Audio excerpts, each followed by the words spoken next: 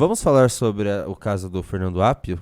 Parece que está sendo comentado na imprensa e a gente vai fazer um react do... Bora! Tio Rei, passando um panão. O legalista Tio Rei. É o Sam Puncher. Aqui, assim, o Sam Puncher, que tá... Do Metrópolis. Do Metrópolis, que sim, tá sendo um grande jornalista. Não, o Sam Puncher é baita jornalista. Ele fez oposição ao governo Bolsonaro, tá fazendo oposição ao governo PT. Por quê? O jornalista tem como função fiscalizar. O jornalista que fica falando bem não é jornalista. O Sam Puncher diz o seguinte: a decisão do TRF4 mostra o que o Fernando Appio fez no sistema interno de justiça antes do telefonema. Ele pesquisou um processo do filho do desembargador em que aparecia seu telefone. Agora atenção, um print com os dados do filho do desembargador foi parar numa conta do Twitter. O TI confirma que as informações nesse print só poderiam ter sido acessadas por alguém logado como magistrado, é o que eu falei agora há pouco. Logo após, o filho do desembargador recebe a ligação com a voz que a PF diz em laudo ser muito parecida com a de Appio. Que loucura. Quer ver a ligação? Vamos ver a ligação. Temos a ligação aqui. Era não incomodar. Mas o senhor prefere assim. Nossa, tá bem baixinho. Nós estamos só utilizando aqui um sistema que diz Tá para economizar valores da Justiça Federal. Não há se não aparece, é só por isso. Mas eu ligo para ele diretamente, não há problema. Assim, é que o senhor ligou e falou... O senhor ligou e falou, eu gostaria de falar com o Marcelo Malucelli. Agora o senhor está falando que aparece aí que eu sou filho. Então, assim, fica meio ambíguo, né? Até a contato que tem do Marcelo Malucelli deve ser um contato antigo. Aparece o seu telefone, então por isso que nós estamos ligando. Não, esse número nunca foi do Marcelo Malucelli, senhor. Me perdoa.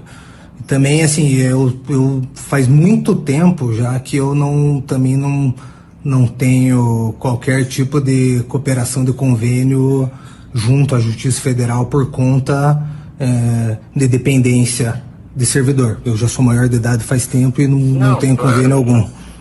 Não, sim, mas aqui, sim, isso aqui é uma data antiga. O senhor tem 28 anos de idade, isso aqui deve ter feito de coisa de mais de 10 anos atrás, com certeza 10, 15 anos atrás. Pelo menos aqui a data que refere aqui, 2001, 2002, isso é coisa antiga. Ah, então tá bom. Então o senhor entra em contato com ele, beleza? Mas se o senhor prefere, eu ligo pro seu pai diretamente, eu só não gostaria de incomodá-lo, só isso. Tá bom, claro, pode ligar então. Faça o que for melhor. Então eu ligarei, digo que falei com o senhor e que o senhor me autorizou a ligar para ele, incomodá-lo no próprio tribunal. Ah, pode falar, incomodá-lo. Qual é o nome do senhor mesmo? Fernando Pinheiro Gonçalves, né? Isso. Tá. Pode chamar aqui no setor de saúde, nós temos aqui. Setor de saúde. 210, 50. Setor de saúde, Fernando Pinheiro Gonçalves. Tem certeza que esse é o nome do senhor? Você fala, é falsidade ideológica você fingir, tá? O nome. Então tá bom. E o senhor tem certeza que não tem aprontado nada? Olha isso! Agora tá certinho. Aprontado? Meu Deus. Cara, é um psicopata. Isso é coisa de... Pessoal, assim, esse é o ponto que eu preciso colocar aqui pra gente começar a tratar desse tema. Obviamente se trata de alguém com um comportamento ou de um psicopata ou um bêbado que, na ânsia de tocar suas vinganças, começa a fazer isso. Porque, assim, você consegue imaginar um magistrado... Eu vou chegar no final da linha. O final da linha é o seguinte: esse rapaz aí, ele é genro do Moro. E eles estão tentando criar uma história que envolve esse Malucelli, o Moro. E esse cara, com a senha de magistrado para poder ter acesso a um processo, ele tendo acesso ao processo por se tornar o nome ali da Lava Jato, ele começa a fazer esse tipo de coisa. Ele pega o telefone do cara que é genro do Moro e faz uma ligação em caráter persecutório, perguntando no final se o cara tá aprontando. E na ligação você percebe que, enfim, ele não sabia exatamente o que ele estava fazendo, né? Ele fica pedindo desculpas, aí ele fica passivo-agressivo, de repente ele faz um ataquezinho. Ele fez 2 ataques ali no meio da conversa. É um negócio muito, muito, muito estranho. Mas é um negócio preocupante, porque boa parte do que a gente chama de imprensa e boa parte da esquerda brasileira estão subsidiando esses caras. Haveria de ser, assim, profundamente escandaloso um caso desse estar acontecendo agora. Não é normal. Não é normal. E eu não passo pano pra coisa assim, Renan, teve excessos lá na Lava Jato. Pô, se teve excesso, o excesso tem que ser pego. Eu fui vítima de um excesso do Ministério Público, de um processo horrível. Eu sei o que é ter a mão do Estado perseguindo você. E eu falo pra você que tá assistindo aí, é uma das piores coisas que existe. Devassam sua vida, quebram seus sigilos, tudo por conta de uma motivação política. Agora, é o juiz da Lava Jato. E que, assim, que fique claro, assim, o laudo só não cravou que é ele, assim, é ele, mas o laudo diz, é ele. É ele que ligou. Só ele poderia ter acesso. E mais, os prints de material interno do processo, que é um processo que corre em sigilo, foram parar na mão de um advogado aliado deles, Grupo Prerrogativas, que é o grupo daqueles advogados pró-Lula que destruíram a Lava Jato, e foram divulgados no Twitter. Esse caso é muito, muito, muito grave. Olha lá, tá na tela. Bota aqui, ó. Esse cara é o Wilson Ramos Filho, tá? Esse ponto é bem importante. O Wilson Ramos Filho, ele é um advogado garantista do Grupo Prerrogativas, ele é do Prerro. Na época, no dia 14 de abril de 2023, ele postou: pouca vergonha. Se fosse verdade que o filho do desembargador Malucelli, que protege Moro Deltan no TRF4, é pai do namorado da filha do Moro e sócio da Conja, eu teria que concordar que o fim dos últimos lavajateiros residiria na obstinação em desmoralizar definitivamente a Justiça Federal. Né? E ali tem, conforme circulado em vermelho, o contato e com e-mail e telefone celular de alguém. Esse alguém é o genro do Moro, filho do Malucelli. E só um magistrado tem acesso a essas informações, então... Então, olha só, o magistrado pegou o material interno da justiça, do sistema interno da justiça, e saiu vazando com dados dos outros, passando por um advogado de que nada tem a ver com o caso, que faz parte de um grupo que é político, um grupo que tem representação informal dentro do governo federal que está sendo tocado por um presidente da República que foi preso nesta mesma Operação Lava Jato e que não escondeu de ninguém, está num processo de vingança. Aí a gente fala de aparelhamento, de politização da justiça. Ora, como é que funciona esse neogarantismo? É o garantismo da lei de Italião. É olho, dente por dente. É o garantismo da vingança. Eu quero ver o que a turma deles tem pra falar disso aí. Eu tô muito curioso pra ver. Pô, o Reinaldo tá defendendo. O Reinaldo é um cara que foi tão duro contra os excessos da Lava Jato. Olha essa parte aqui, Renan. Essa parte é incrível. O post daquele Wilson Ramos foi no mesmo dia em que o Apio, porque eles conseguiram pegar lá no... E foi o Apio mesmo que pesquisou. Fez a pesquisa sobre... o nome lá. Então essa postagem do Wilson Ramos foi no mesmo dia que o Apio pesquisou sobre o genro do...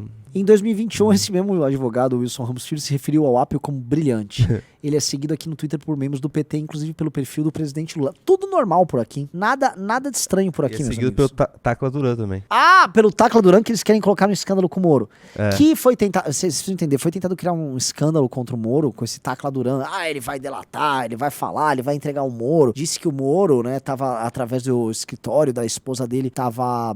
tentando... Pediu 5 milhões. Tentando basicamente, né, achacar ele, pedir uma grana. Não provou nada. E o advogado novo da Lava Jato é próximo... o juiz novo da Lava Jato, quer dizer, por enquanto não mais juiz da Lava Jato, ele é próximo desses caras e ele ficou perseguindo os envolvidos. Que coisa horrorosa, meus amigos. Que coisa horrorosa. O Reinaldo falou disso ou não? Quer ouvir? Quero ouvir. Determinadas áreas não podem ficar mais complicadas? Sempre podem. Sim, eu vou tentar resumir aqui uma história do balacobaco enroladíssima em pouco mais de 5 minutos. Vamos ver se eu consigo. A moral da história, bem, essa ainda está por ser descoberta. Preste atenção. A Corte Especial Administrativa do Tribunal Regional Federal da 4ª Região, por 12 votos a 5, afastou da 13ª Vara Federal de Curitiba o juiz Eduardo Apio. O juiz Eduardo Apio é considerado, digamos, o inimigo número 2 de Sérgio Moro, Deltan Dallagnol e da Lava Jato. O número 1 se chama Rodrigo Tacla Duran. Guarda esse nome aí que a gente ainda volta a ele. Tá certo? Foi afastado. Por que razão? Bom, é o seguinte. No dia 13 de abril, ligou para João Eduardo Malucelli um tal Fernando Gonçalves Pinheiro. Pelo menos assim a pessoa se identificava. Uma pausa aqui. Quem é João Eduardo Malucelli? Você percebe que a construção do Reinaldo ela já começa com um pressuposto. A ideia de que os maiores inimigos de Sérgio Moro e tal é o Tacla Duran. Eu não acho que seja o Tacla Duran. Acho que o maior inimigo deles é alguém que está na corte superior, na maior das cortes, a Suprema. Não vou falar nada. Não vou dar nomes aqui. Quando ele parte dessa premissa, que é uma premissa que ele não consegue... Ele disse que vai explicar no final, né? O pessoal vai entender no final por que é. Ele já tá partindo de um tipo de construção e do tipo de uma leitura. A gente sabe, a gente explicou pra vocês que houve uma teoria conspiratória que foi vendida agora envolvendo esse Tacla Duran. Então, vamos ver onde o Reinaldo vai parar. Atenção. Filho do desembargador Marcelo Malucelli, do TRF4, sócio de Sérgio Moro e seu genro. Essa pessoa ligou, se dizendo o tal Fernando, para o João Eduardo, dizendo aqui, olha, eu trabalho na área de saúde da Justiça Federal, na área burocrática, e tem aqui uma inconsistência que diz respeito a imposto de renda, entende-se da conversa íntegra, vocês encontram lá na minha página, de quando você ainda era dependente do seu pai, né, no sistema de saúde. O rapaz estranhou a conversa, porque de fato era muito estranho. Né? Deu um pouco de corda, mas estava gravando a conversa.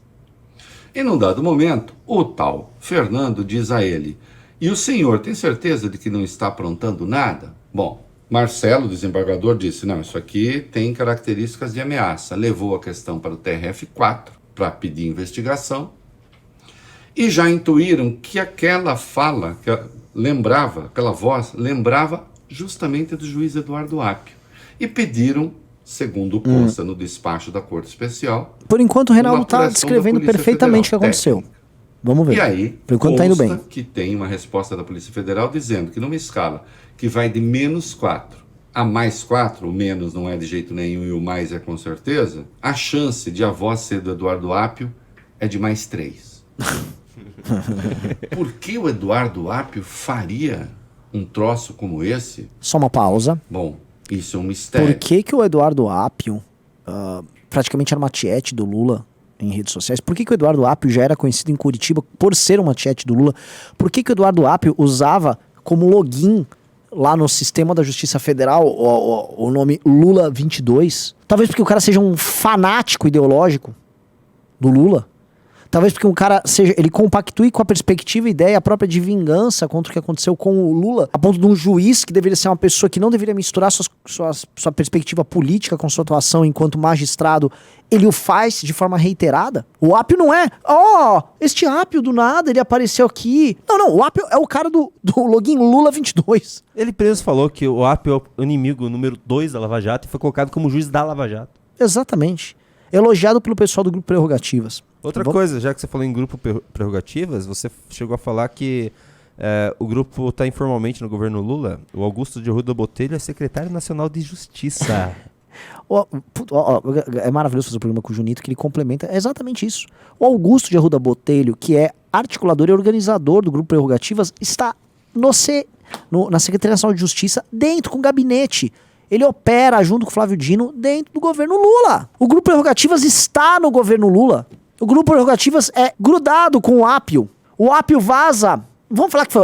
Não vou falar, hein? Não vou tomar. Não quero tomar processo. Quando você mexe com... Ele não vai processar por causa disso. Ele tem mais problemas. Foi ele que vazou pro cara. Pronto. É óbvio que ele vazou pro cara os prints pra um cara do Grupo Prerrogativas, Reinaldo. Então, assim, vamos só colocar esse recorte aqui, porque o Reinaldo tá contando a história certa agora, mas a gente tem que lembrar de detalhes. O fato é, ele está afastado, mas não só. Ele está proibido de entrar na Justiça Federal, nas dependências físicas, não pode acessar o sistema. Por que será? E ainda foi-lhe pedido que entregue o seu desktop de trabalho, laptop e celular. Uma medida que parece, obviamente, exagerada, porque, afinal de contas, se está ainda num procedimento prévio. Atenção, não foi aberto ainda o processo administrativo. Ele tem 15 dias para se defender. Vem cá. Agora é garantista com o cara, né? Agora é garantista. Com o Deltan, que nem teve processo. Impressionante, assim. Comemoro a E tem uma cassação coisa, do gente, Deltan vamos combinar Dallagnol. que, assim, a partir dos indícios que nós temos, como uma medida preliminar, você afastar alguém que está com muitos indícios causando dano a outrem ali, usando a posição de poder dele enquanto magistrado, assim, as medidas estão até bem brandas. Imagina se pedissem a prisão preventiva, né? Ninguém pediu nada disso, calma aí. O rei tá se transformando no garantista de Schrödinger. Mas já fizeram tudo isso, foram com um caminhão em cima dele. Tá assim. Atenção. Mas você tá percebendo que ele tá meio derrotado nessa? Ele não tá assim, na foi um vaga. golpe, foi um golpe forte foi. nos planos dos caras. Cara. Foi. Foi um golpe forte. Olha isso. O Apio tinha tido vários despachos e várias decisões dele tornados sem efeito pelo TRF4. E agora vamos falar um pouquinho do Marcelo Malucelli. Marcelo Malucelli é aquele desembargador que restabeleceu a prisão preventiva, depois disse que não fez isso, mas na prática tinha feito, do Rodrigo Tacla Duran. Quem é Rodrigo Tacla Duran? É aquele advogado lá da Odebrecht que caiu nas malhas da Lava Jato e que diz que sofreu uma extorsão de 5 milhões de dólares oriunda de Sérgio Moro e de Deltan Dallagnol, e disse que chegou a pagar assim mais de 600 mil dólares. Quando o Tacla Duran estava para vir para o Brasil para depor, o Marcelo, pai, restabeleceu a prisão preventiva dele, ele não veio.